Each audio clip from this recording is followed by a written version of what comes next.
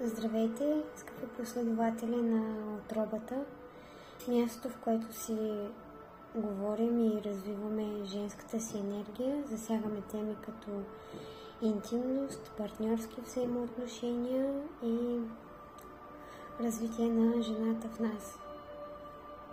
Темата, която днес ще разгледам в това видео е доколко е важно да бъдем искрени в едни партньорски отношения и доколко всъщност е важно да си говорим с партньора, да имаме комуникация. Пускам малко музика за фон. Така, първото основно нещо от гледна точка на отношенията е, когато влезем в тях и през цялото време на тези отношения, ние да бъдем искрени, ние да споделим всичко, което сметнем за необходимо за себе си, и е хубаво да нямаме тайни. Тайни за нашето минало, тайни за това какви сме били преди, тайни, които всъщност по-скоро биха скрили една хубава част от нас, от нашия партньор. Защо хубава част? Защото всичко, което е част от нашето минало, ни прави такива, каквито сме ние сега. И ако ние се срамуваме от това, какви сме били преди и какво сме правили и като цяло каква ни е била ценностната система, твърде вероятно е да се опитаме да скрием това от нашия партньор или партньорка, ако това видео го гледат мъже. И когато скрием част от себе си, ние всъщност не даваме възможност на нашия партньор да ни види в нашата цялостност, такива каквито сме всъщност, и не му даваме възможност да ни заобича нас такива каквито сме, с нашите негативни черти в миналото, с нашите негативни действия в миналото, с нещата, които са там в миналото, ние вече сме ги осъзнали, ние вече не сме тези, които сме били тогава. И всъщност тук много хора се срамуват да говорят за своето минало понякога, или когато го направят, се чувстват глупаво, чувстват, че са направили грешка, защото едва ли не са изложили себе си пред своят партньор. Но това, скъпи дами, не е така. Ние никога не излагаме себе си, когато говорим за това какви сме били преди. И това всъщност да бъдем искрени и да бъдем истински, да кажем всичко за нас самите, на нашия партньор, е едно прекрасно мерило за това какъв човек имате срещу себе си и дали всъщност искате да бъдете с този човек, защото ако той не ви приеме такива каквито сте, ако не ви приеме с всичко, което сте преживяли, сте били във вашето минало, то всъщност има голяма вероятност да започне да ви упреква, да ви съди. И ето тук е мерилото. Дали вие всъщност искате да бъдете с такъв човек, който не може да ви приеме в вашата цялостност, с всичките ви плюсове и минуси от преди до днес. И наистина това е един много добър барометър. А е също така давате възможности на вашия партньор да прецени за себе си дали иска да бъде с истински човек като вас, с всичкото, което вие сте. Или всъщност на него му е важно да живее своята илюзия за вас, за това, което всъщност вие не сте, а той сам е създал като представа за вас в своята глава. Много хора предпочитат това. Предпочитат да живеят своята илюзия за другия, но не и да го приемат такъв какъвто е. И в случая не вие, които споделяте всичко за себе си на вашият партньор, не е необходимо да се чувствате глупави или да се чувствате зле от този факт, че споделяте всичко за себе си и че сте толкова отворени и истински. Защото това е много хубаво качество, особено в днешното съвремие, където повечето хора живеят с куп маски и представят себе си за какви ли не и крият всъщност от самите себе си дори какви са всъщност, защото така се чувстват по-добре. Когато скрият нещо, което не им харесва, но са го направили, или черта от характера си, която преди са имали и вече до някъде са отработили, когато я скрият, те се заблуждават, че това не е било. Но всъщност е било и всъщност всичко, което сме били преди, е част от нас и ако не ни се е случило и ако не сме били такива, каквито сме били, ние нямаше да сме тези, които сме днес. И не е толкова важно какво сме правили преди в миналото си, какви грешки сме правили, какви черти на характера си сме проявявали в негативен аспект. Това не е толкова важно, колкото е важно какви сме ние днес до този човек, с този човек. Но важното в случая е наистина да имаме умението да говорим за себе си, да говорим за това какво е било нашето минало, през какво сме преминали, защото партньорът до вас, това е вашият най-близък човек. Човекът, с когото споделяте ежедневието си. Ако той не знае всичко за вас и ако той не ви познава във вашата цялостност и дълбочина, то кой тогава? Да, приятелствата са много хубаво нещо и да, те също са важни, но понякога хората, които крият някои неща за себе си от своят партньор, те крият тези неща и от приятелите си. Именно защото се срамуват от тях или се страхуват, че ще бъдат отхвърлени.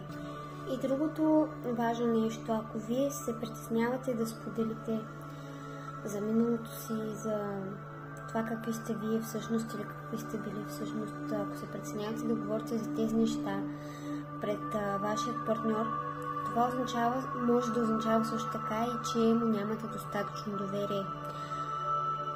Което възниква, нали, от тук друг въпрос. Защо сте с човек, на когото нямате доверие? Когато нямаме доверие на човека до нас, от тук започва да тръгват много негативи във връзката, като например ревност, постоянно следение на партньора, къде е, с кого е, какво прави и така нататък. Липсата на доверие като цяло разклаща много стабилно основите на една връзка, така че замислете се, ако вие се притеснявате да споделяте такива лични неща от миналото на вашия партньор, защо всъщност се притеснявате? Кое стои в основата? Това да бъдете отхвърлени, това, че нямате доверие на човека до вас, това, че се срамувате от своето минало, от себе си тогава. И тук всъщност, като разберете коя от тези три причини, вероятно може да има и повече, коя от тези три причини е основата на това вие да не споделите за себе си, има различни подходи за отстраняването на тези три причини. Така че това е много важно. Умението да говорим с нашия партньор. Умението да изясняваме отношения също така. Един друг аспект на способността ни да говорим с партньора. Да изясняваме, когато има някакво неразбирателство. Защото и от личния си опит мога да кажа, когато човек направи едно нещо или каже едно нещо, другия започва да си мисли съвсем различно нещо от това, което партньорът е имал в предвид. И тук е много, много важно, за да не се задълбава в някакви негативни мисловни процеси, именно да изговаряме нещата. Когато не си говорите, разстоянието между вас започва да се увеличава. И така, колкото по-дълго не разговаряте, толкова по-голямо става разстоянието, докато в един момент това разстояние не ви раздели. Основата на едни отношения е общуването, способността да си говорим дори за теми табу, дори за неприятни неща, за каквото и да е, за секс, за кофти характера ни, за това, което ни е наранило, за това, което другият го дразни в нас, за абсолютно всичко. Ако не умеете да си говорите с човекът до вас, с който прекарвате по-голямата част от живота си към този момент, то тогава с кого други го?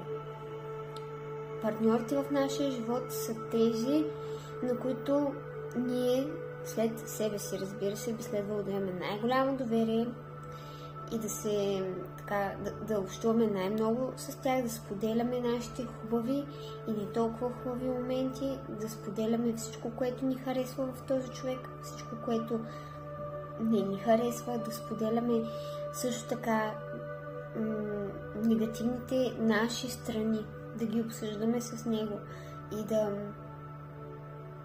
попитаме този човек какво на него с какво той не е окей в нашето поведение, в нашия характер. И съответно, когато получим такава обратна връзка, да преценим тази връзка и този човек важен ли ни е, държим ли на този човек. Ако отговорът е да, следователно да започнем да отстраняваме тези негативни черти, които щом пречат на този човек, те пречат на нас. Те започват първо от нас. Да кажем, ако една жена е много избухлива и постоянно мрънка и е недоволна, тя първо е недоволна от самата себе си. И първо мрънка на себе си нон-стоп. В главата и постоянно вървят някакви критикарски мисли спрямо нея, следователно тя по този начин критикува и хората около себе си, и децата си, и мъжът си, и всеки друг извън нея, защото с това храни себе си. С каквото храним себе си, такова даваме и на хората около нас. И когато получаваме неприятна обратна връзка, че нещо в нашето поведение не е окей, това не винаги означава, че ето аз трябва да се променя, за да се харесам на някого. Не. Понякога тези обратни връзки означават, че ние може да не виждаме с какво вредим първо на самите себе си и тогава на околните.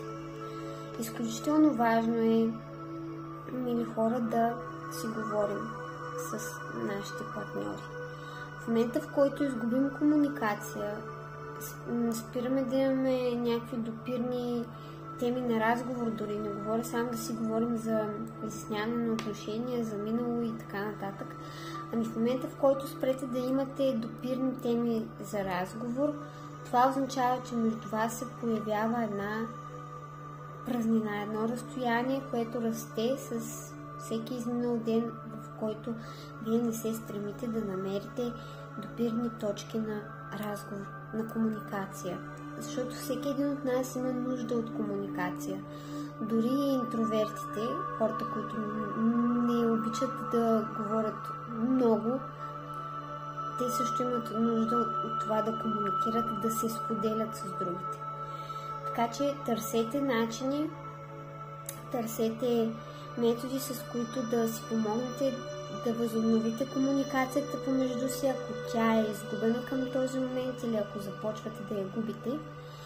Търсете начини, с които да си помогнете да говорите за себе си, да не се срамувате и страхувате от другия, че той ще ви отхвърли, че той ще ви нападне. Знаете ли, дори това да се случи, дори да споделите най-чисто сърдечно за вашето минало, за това какви сте били, за това от кое се срамувате от вашето минало и отсреща човека, ако не го приеме това нещо, то си е за него. Вие нали сте били искрени и чисти и отворени за този човек. Ако той не го приеме това, то си е за него, не е ваш проблем. Защото си заслужават единствено хората, които се умяват да ни приемат такива каквито сме. Не перфектни, не идеални, понякога грешащи, понякога залитащи в сянката на своята личност. Ние сме дуални същества и абсолютно никой от нас не е 100% винаги добър. Понякога постъпваме гадно спрямо другите, понякога ги нараняваме ние, понякога те нас. Но във всичкия този процес ние се учим и ние израстваме. Защото тези от вас, които са в дългогодишни взаимоотношения, ако се върнете назад и видите какви сте били двамата в самото начало и какви сте сега, и ако има прогрес, това е най-прекрасното нещо, да наблюдавате как двамата се развивате в тези отношения. Ако няма прогрес, то защо сте в тези отношения? За да сме в едни отношения, ние трябва да растем в тях. Ако не растем в тях, а обратното се смаляваме, то какво търсим там? Там сме през някаква травма. И също така е възможно да продължаваме някакъв родов модел и да изживяваме нещо, което не е наше в тези отношения. Нещо, което някой в нашия род е преживявал или някой в нашия род е бил отлучен или не е бил видян, признат, че съществува, защото е бил много лош или е постъпил много зле или е изневерил или каквото и да било. Всички тези хора в рода ни, които са изтикани някъде във ъгъла и са забравени, те родовата система не оставя нещата така и тези неща се проявяват понякога чрез нас. Така че помислете за вашите отношения, за това имате ли комуникация, говорили сте за миналото си, срамувате ли се от това, помислете дали не проявявате нещо от някакъв модел от вашия род. Ако не сте щастливи в отношенията, в които сте, ако в тях вие не растете, а се смалявате и се задушавате. И решете какво искате и какво можете да направите по въпроса, за да бъдете по-добре. Благодаря ви, че изгледахте това видео. Благодаря ви много и до следващото такова.